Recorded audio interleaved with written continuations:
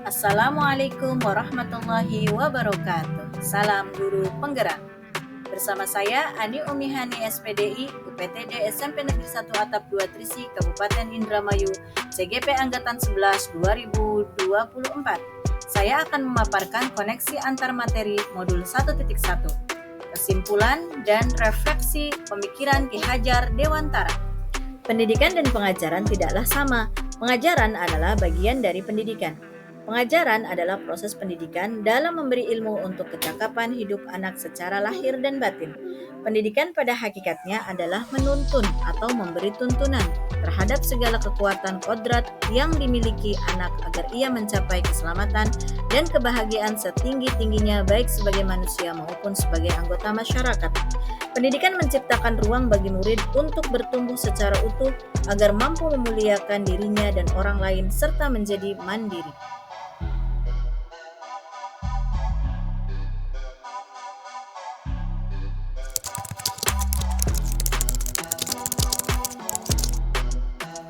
Sebelum saya mengenal dan mempelajari modul 1.1 yang intinya menjabarkan tentang pemikiran Ki Hajar Dewantara, pembelajaran yang saya lakukan masih berpusat pada guru, di mana siswa hanya sebagai objek pembelajaran saja.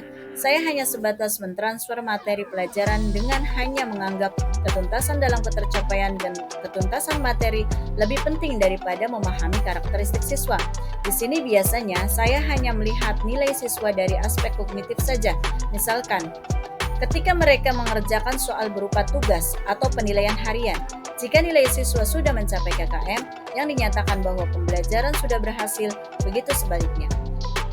Sebelumnya pun, saya tidak memperdulikan apakah murid sudah benar-benar paham dari apa yang saya ajarkan atau tidak, karena fokus utama saya lebih pada ketercapaian materi.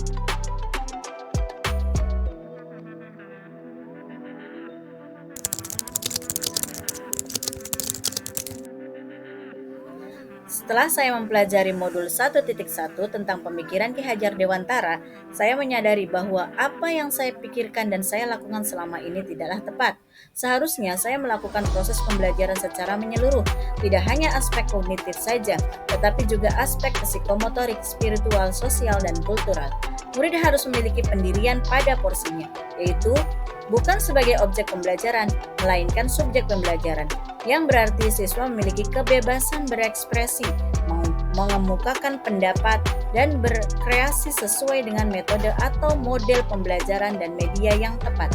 Saya sebagai guru harus menjadi pamong dan fasilitator dalam proses pembelajaran, harus penuh kesabaran dengan segala keikhlasan dan ketulusan hati dalam mewujudkan pembelajaran yang menyenangkan dan berpusat pada siswa.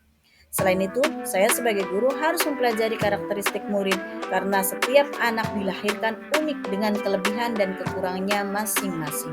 Saya harus menghargai setiap karakter murid dengan memberikan kesempatan untuk mereka tumbuh sesuai dengan kodratnya.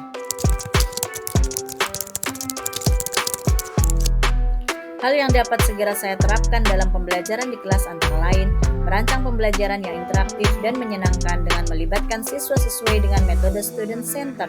Saya akan menerapkan pembelajaran abad 21 yang sesuai dengan pemikiran Ki Hajar Dewantara, yaitu berpikir kritis, kreatif, komunikasi, dan kolaborasi dengan berpegang teguh pada konsep pendidik anak.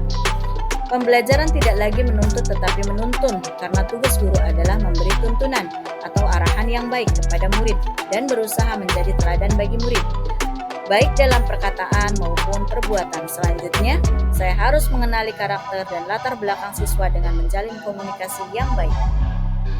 Demikian dari saya, salam dan bahagia Bapak Ibu Guru Penggerak. Terima kasih. Wassalamualaikum warahmatullahi wabarakatuh.